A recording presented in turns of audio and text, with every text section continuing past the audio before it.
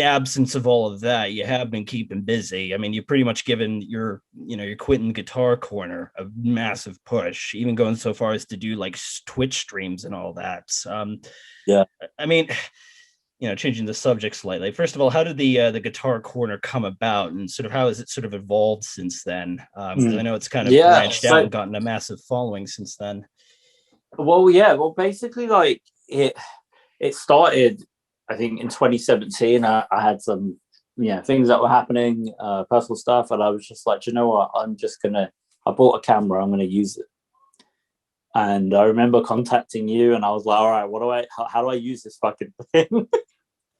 And you hooked me up really well and really nicely, and I just started making videos, and I had no idea in terms of like what kind of content I was going to make, or I just thought, I'll do some gear demos. Why not? I like that stuff. Why not? I like watching it.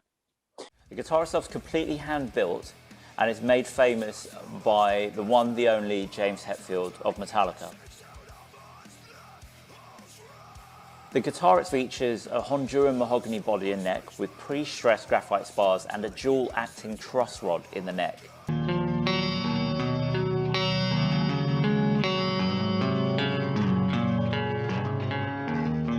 I had no real clue, and I still kind of don't, in terms of, how to film and, making it look like super polished and all that kind of stuff. But what that was doing, what I was putting out was kind of helping me kind of at least, gain a little bit of, say, relevancy within like the crowds that I was with from a music perspective. So like, if it wasn't for the Guitar Corner, I don't think the guys in Meta Stasis would have thought, oh yeah, like we can ask this guy to kind of come in, And that's how like the guitarist Dave knew of me, because he was seeing, that sort of stuff come up on his feed and all this sort of shit, and kept me top of mind for Jeremy as well, because I was doing that stuff. And he wanted me to sort of come in.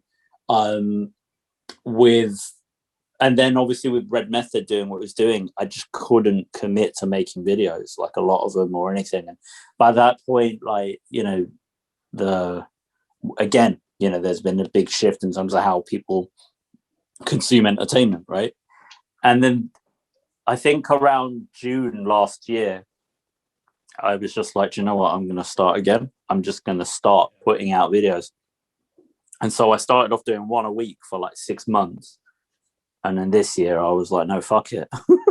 I'm going to do as many as I fucking can and get my ass on Twitch.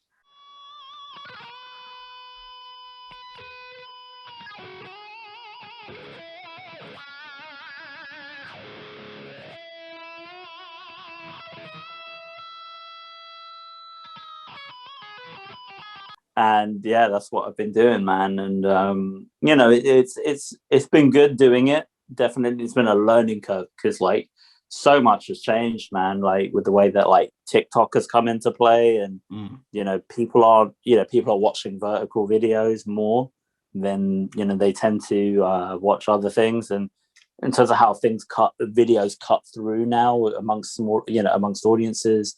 On YouTube, you're probably better off making a vertical video and releasing it as a 60-second short. And it's helping, because like the subscribers now on YouTube are, slowly increasing. Instagram is weird. I don't understand that anymore. But TikTok's I've literally been on TikTok for like 4 days now, and it's been pretty all right. Like the reaction you get is very real and very organic. So it's like, okay, cool.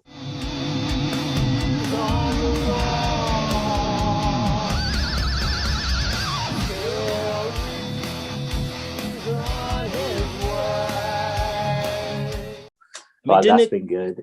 Didn't it start as sort of like you intended it to be like online guitar lessons, but then it sort of morphed into sort of you doing streams of covers and stuff like that? I mean, I do still see you sort of push a few techniques and stuff that you've learned and picked up over the way, but you sort of mishmashed it into all kinds of things now. Yeah, so now it's like whatever I feel like doing, and that's why I kind of called it a Guitar Corner, because like at the end of the day, it's like I love playing guitar. If I just lump myself in with like playing gear, I'm not always going to have access to premium gear. That's the thing, right? And people like watching premium gear. And I don't have that much premium stuff, like in terms of like, aside from, let's say the PRS, but I've had that a long time. But then in terms of like lessons and stuff, I mean, there are so many other players out there that are actually, more proficient and more, within, they have that teaching style down. So I can show what I know and what I've learned and all that kind of stuff. But there are other people that do that in their day to day. And at the same time, I love playing covers. I grew up playing covers. That's how I learned, guitar, which was in the way that I play it was literally like learning songs by ear as best as I could, and, trying to identify, elements of techniques within there that I wanted to do. And, now we live in a world with, the resources just unlimited, right? So now I can use a combination of both, which is like, okay, I'll learn it by ear and then I'll go find a video. How is that person playing it? How is that person playing it? Okay, are the tabs right? Okay, let me have a look at the tabs. Does that seem right? Okay, yeah, that's a good basis to stand off. Let me try and work it out from there. And it's been good in that sense to be able to utilize that. And you've done up your office as well a lot since I last saw it. I mean, you got that big cardboard cutout of the Undertaker just to entertain people, and you got all the pictures as well. You already showed us the James Hetfield painting, so yeah, you've obviously committed to it now to the point where you've made things even visually arresting.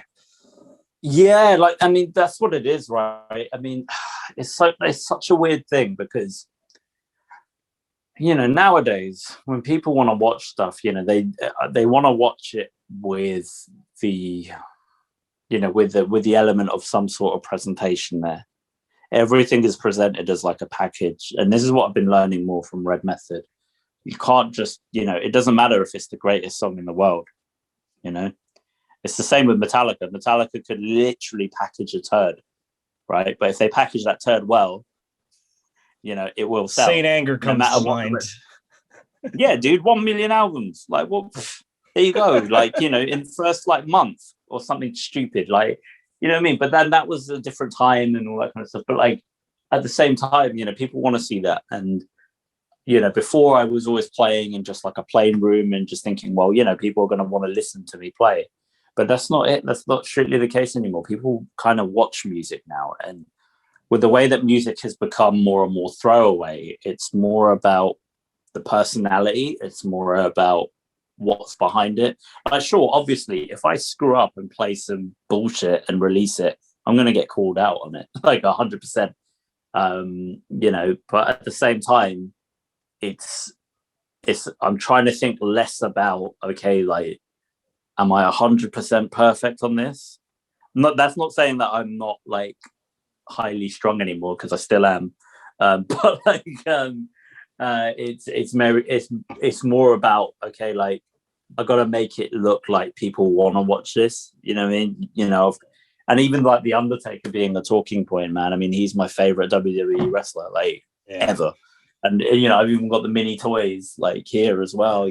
Like the two just adds a bit of personality. Yeah, man. I mean, and there are lots of parallels between like rock, metal, and wrestling as well. And I think at some point I'm probably gonna do like a proper podcast on it, because like, yeah, I mean, it's no secret now, I guess, but like I'm probably a big super nerd when it comes to WWE stuff. So well, I remember before, you just reminded me, you had like a small interview series where you were interviewing other musicians and asking them about their gear and stuff as well. And pickup, So I guess it just suits you best in terms of what you do. Yeah, definitely. And I mean, like, we've recorded 2 albums now with this guitar, with this pickup, and it's just become our tone, if you see what I mean. For sure. So yeah.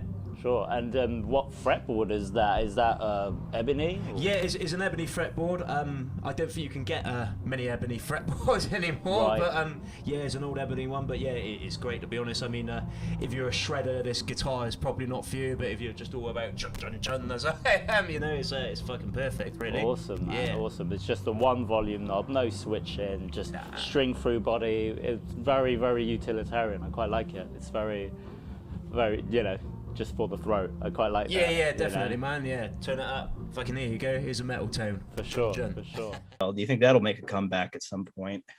Yeah, definitely, man. Depending on how we can do it, even in this format, it just depends if people are up for it. It's been difficult in a sense of just trying to kind of, be able to like kind of make that happen. But yeah, it's something that's definitely on the horizon, man. There's something to be said about like when you get invited to. I remember I did one with this band called The Drowning, and like the dude had all these rare guitars and rare Jacksons, rare Charvels, like pure 80s guitars, and I had to go down to Wales for it, and it was just ridiculous, man. I wasn't into the more traditional guitars of Gibson SGs and Les Pauls and stuff like that. The metal was, these guitars were part of the metal scene, and these are the brands that always stood out when I was younger. So now going back to get these retro guitars is a big passion of mine, Awesome. And all of them were like really well kept and everything. And yeah, I love that stuff, man. I love learning about gear and learning about like, just the how things have sort of come to be. So yeah, it should make a comeback for sure.